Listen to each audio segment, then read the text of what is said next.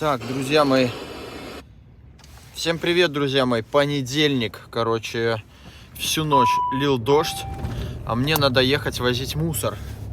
В основном на YouTube-канале Мусорщик, у меня свой мусоровоз, и мы сегодня отправляемся на свалку возить мусор. Всю ночь лил дождь, тебе сразу приходится одеваться изначально в грязное, потому что хрен знает, что тебя ждет на протяжении всего дня. Короче, полный трындец. Вот так вот выглядит погода за окошком. И мы отправляемся возить мусор по свалкам. Представляете, какие раскисшие свалки. Просто сейчас будет такое болото. О, постараюсь для вас поснимать и показать. Вот сегодня будет мега тяжелый рабочий день. Так, кто-то в комментариях спрашивал, как поднимать контейнер. Я уже на первом контейнере зацепился, накрылся. Короче, пару минут мокрый как квач. Вот тут 4 крючка с двух сторон. То есть 2 здесь, 2 с той стороны. Цепи зацепили за установочку, вот такая гидравлика здесь. А вот тут разгрузочные крючки. Я покажу. Все, вот эти 4 мы зацепили крюка. Вот на рычажок гидравлики раз. Цилиндрики. Масло, насос пошел качать. Оп-оп. Оп-оп. Несмотря на дождь в камере, контейнер лезет потихоньку на машину. Тут на укорялочку поставим. Установка-то не так быстро поднимает, как импортная. Отечественная, но надежная. И вот так вот он же станет на машину. Все. Вот, все, контейнер зашел на машину. Он не тяжелый, где-то тонны 2. Когда очень тяжелый, выдвигаем гидравлические вот здесь такие упоры в землю. Они не дают оторваться от земли и кабины, короче говоря. Все, вот тут вот цепляем сразу перед тем, как ехать, всегда цепляю вот эти вот штуки. Вообще это разгрузка по факту, да? Вот, но не дай бог, конечно, в аварийной ситуации при резком торможении они еще сдержат контейнер, чтобы он не улетел мне в кабину. Хотя основная установка сдерживает, но, как говорится, безопасности, друзья мои, много не бывает. Поэтому вот так вот цепи раз, хлоп, и уехали на свалку. Ну что, ребята, свалочка плывет, но еще терпимо. Тут вообще гладенькой грязи нету. Что там выше, я пока не знаю. Сейчас будем подниматься, смотреть. Но машин еще было мало с утра, видите. Сильно не раздолбили. Так, там, сям, там, ну, чуть-чуть. Как бы все хорошо, все терпимо. Я очень-очень рад. Неизвестно, что будет вторым рейсом. Ну и главное, на самой разгрузочной площадке не провалиться нигде. Ну и как бы вот тогда будет все вообще замечательно. А если у вас что-то пошло не по плану или что-то плохо, улыбнитесь и скажите, могло же быть и хуже. Все нормально, работаем. Дождик капает, дождик это к деньгам, значит будет много работы. Почти нет болота. Чуть-чуть грязи это не считается, нормалек. Первый рейс без приключений, друзья мои, я так рад и так счастлив. Буксанул 2 раза всего лишь на этой жишке. А так хорошо, повезло, просто повезло. Мчимся за вторым контейнером. Точнее, этот поем поставим куда-то там на объект. Город Минск. Потом за вторым контейнером. Там сложнее, там, если вы помните, мы ставили под грунт в огород. Будет проблема. Бабэмс. Ой, погодка, шепчет.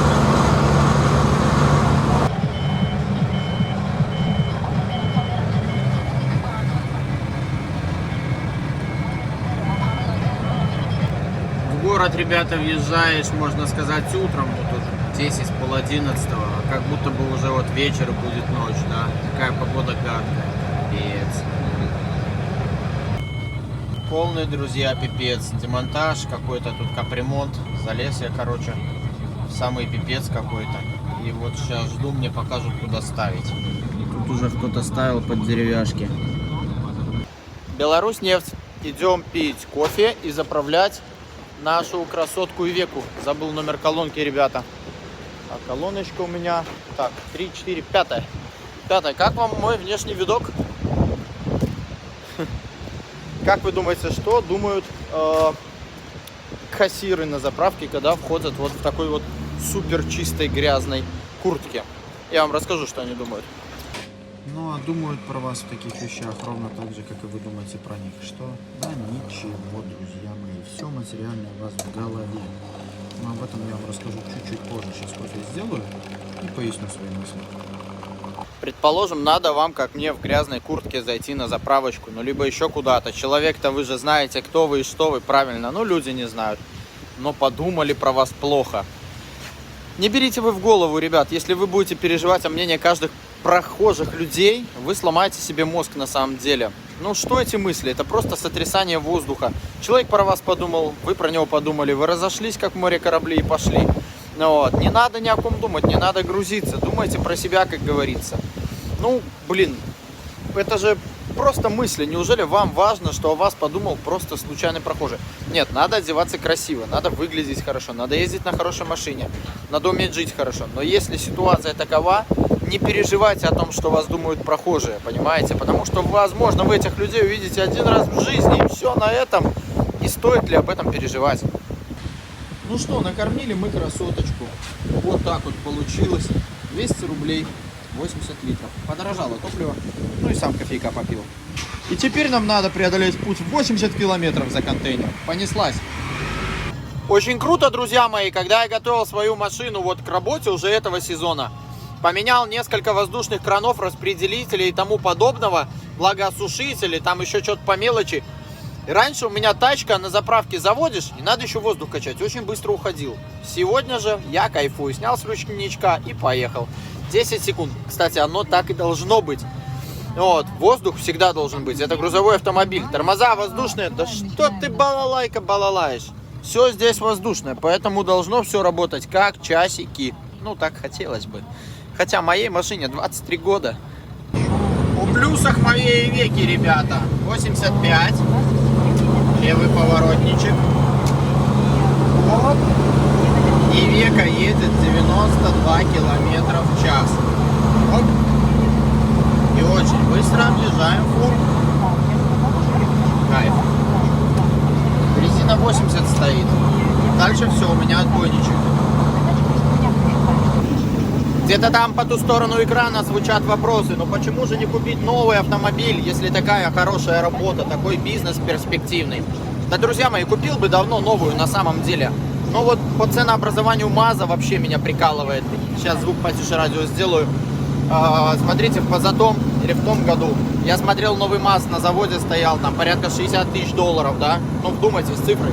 60 тысяч баксов. Ну, как будто бы можно в лизинг сюда-туда, короче, взять и работать, и не париться.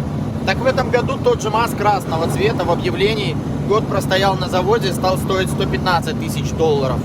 Ну, как-то вот так подорожал чуть-чуть. Ну, наверное, машина место очень дорогое на стоянке завода МАЗ.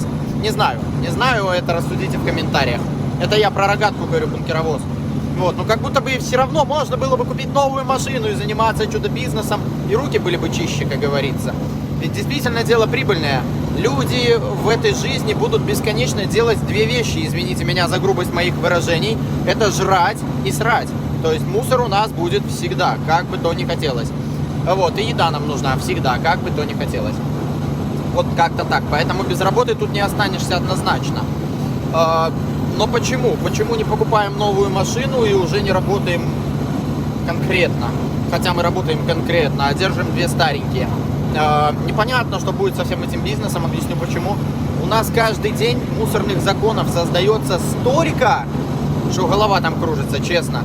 Одних кодов по мусору, книжка, наверное, «Война и мир» тоньше в раза 3, я вам точно говорю. Вот просто, ну, это несерьезно. Причем не все, не каждый эколог и не каждый там какой-нибудь инспектор, не инспектор, эколого-директор, не каждый знает вообще, про что эти законы. Они как будто бы есть, вот, но они не как будто бы они есть, их пытаются соблюдать все, вот.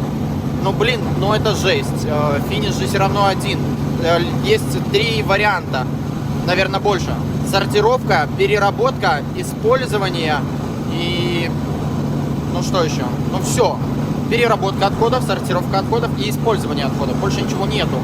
Ну вот, фактически. Допустим, мы берем оконную раму.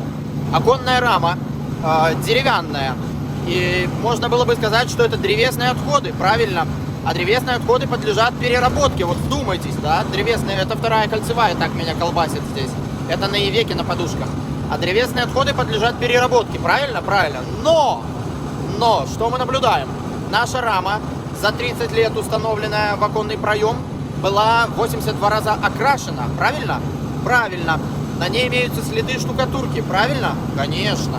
На ней имеются какие-то металлические элементы, там от ручки, от еще чего-то, и пару гвоздиков от штапиков. Правильно? Ну, конечно, правильно. А как перерабатывается древесина? А древесина перерабатывается методом дробления в щепу для дальнейшего сжигания. И вот вопрос. Рама — это древесные отходы. А можем ли мы нашу раму переработать и спалить в котельной? Конечно, нет. Там же 82 слоя краски. Это же выброс вредных элементов и всему тому подобное, черный дым, загрязнение печи гвоздиками и металлическими элементами. Опа! Так что такое деревянная рама? Кто же мне объяснит вот это вот все? Да вот. Я некогда оспаривал этот момент и предлагал прийти к такому варианту, что это смешанные отходы строительства, ибо так оно и есть. Но в сноске смешанные отходы строительства можно поспорить только с умными людьми, потому что там, где код отходов смешанные отходы строительства, вот он так звучит: смешанные отходы строительства, запятая, сноса зданий и сооружений, бетонных изделий и чего-то там. И вот многие экологи утверждают, что это бетонная конструкция от сноса зданий. Я же говорю, нет, бетонная конструкция — это бетонная конструкция, а смешанные отходы строительства, там потом стоит запятая, вы понимаете, вот запятая, вот смешанные отходы строительства, это те отходы, которые, ну, тут трактуется законодательство вообще по-разному, в интернете столько видов, и никто толком не знает. Вот я бы оконную раму туда включил, например, а вы бы включили или нет? Можете покопаться в интернете, может быть, меня смотрят экологи, и кто-то ответит грамотно на этот вопрос. Годов мусора миллионы. Частнику их не дают.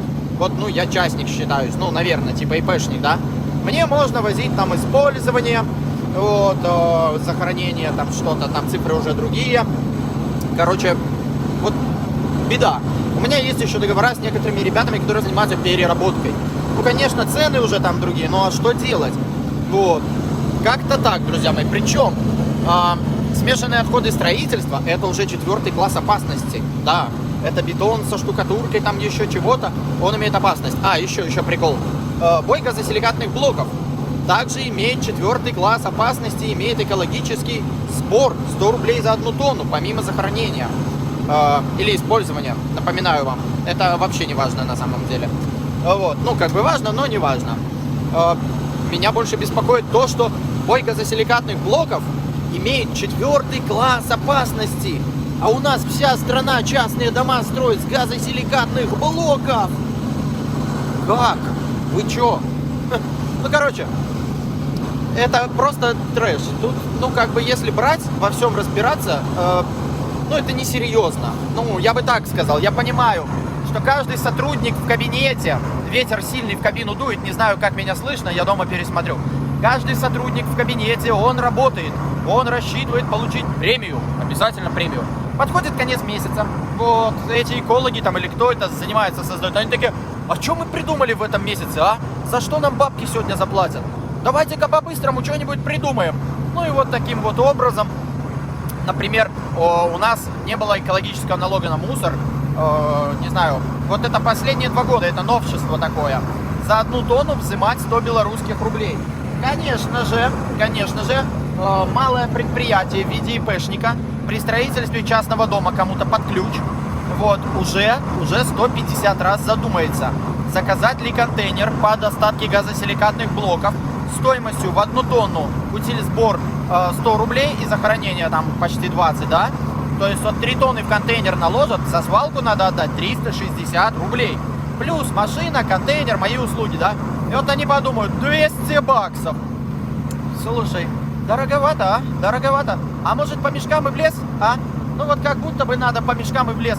А с заказчика 100 возьмем, скажем, вывезли, так дешевле.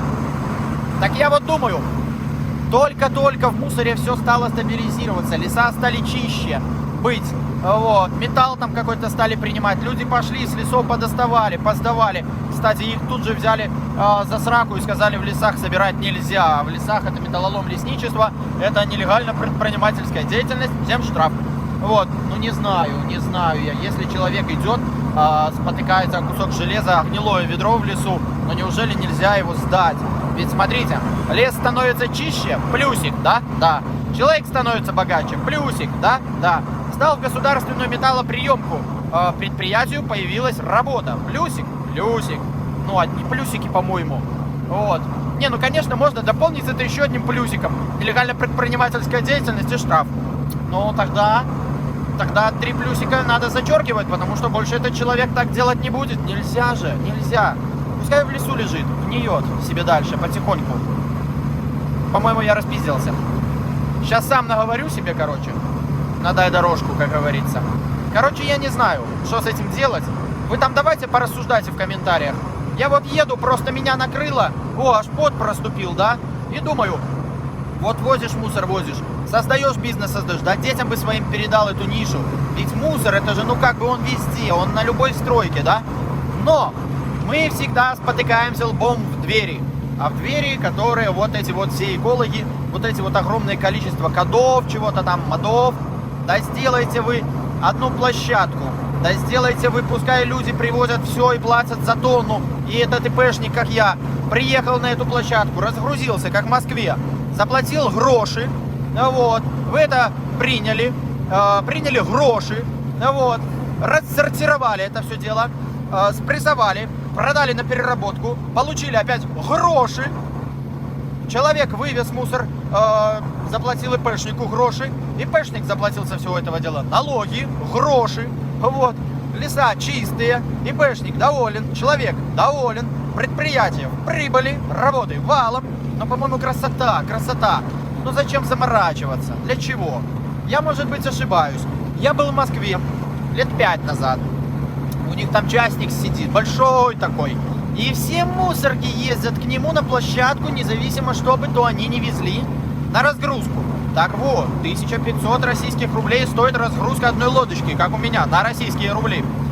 И я с этим вот директор такой, знаете, никто звать меня никак, но мы пообщались. Там стояло 15 прессов, 5 фур, там 3 погрузчика и человек 80 таджиков.